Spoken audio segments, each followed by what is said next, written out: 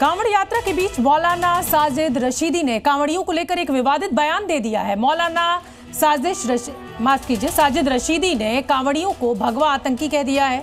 साजिद रशीदी के आरोप पर संतों ने ऐतराज भी जताया है। अब सवाल उठ रहे हैं कि क्या ये मौलाना हर जुलूस पर सवाल उठाने की जहमत उठाएंगे। हमारी ये रिपोर्ट देखिए। भाईजान को कांवड़ियों में भगवा आतंक क्यों दिखा? भारत में हर साल करीब 5 करोड़ भोलेनाथ के भक्त कांवड़ यात्रा में शामिल होते हैं और साजिद रशीदी के मुताबिक इनमें से 50% हुड़दंग करते हैं और ये भगवा आतंकी हैं।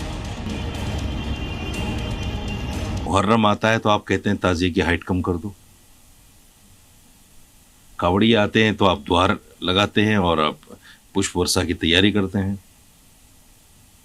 आपने वो वीडियो नहीं देखी जो रास्ते में जिस तरह से कांवड़िए उपवाद मचाते हैं? हिंदुओं के होटल भी नहीं छोड़े। ये कांवड़िए हैं, ये कांवड़िए नहीं है। कोई भी आदमी धार्मिक जुलूस में, धार्मिक जलसे में, धार्मिक प्रोग्राम में अगर उपवाद करता है, चाहे वो हिंदू का हो या मुसलमान का हो, मैं उसको धार्मिक मानता ही नहीं। ये धार्मिक नहीं है। ये धर्म का चोला पहनकर उपवाद करने वाले लोग हैं।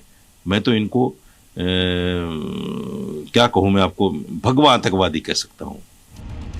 मौलाना साहब ने अपना बयान तो दे दिया, लेकिन इनके पास ताजिएदारों के हुड़दंग के सवाल पर कोई जवाब नहीं है। कांवड़ यात्रा को तो आसानी से भगवा आतंक ठहरा दिया।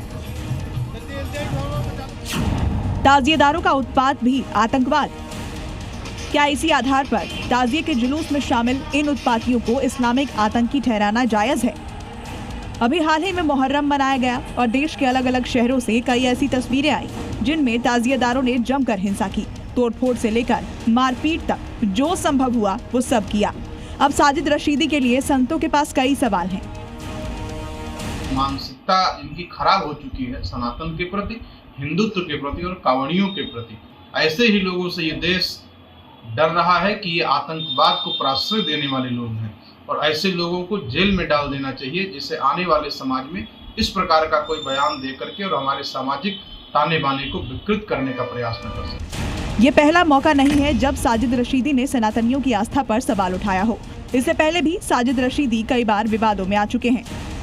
ये वही साजिद रशीदी हैं जिन्होंने हनुमान जन्मोत्सव पर निकलने वाली शोभा यात्रा पर सवाल उठाया और पूछा कि यात्रा में तलवार और डीजे का क्या काम है। जाहिर है सवाल उठाएंगे और जवाब मांगने पर मौन हो जाएंगे। चर्चा में रहने का ये बेहतर तरीका है। ब्यूरो रिपोर्ट, जी मीडिया।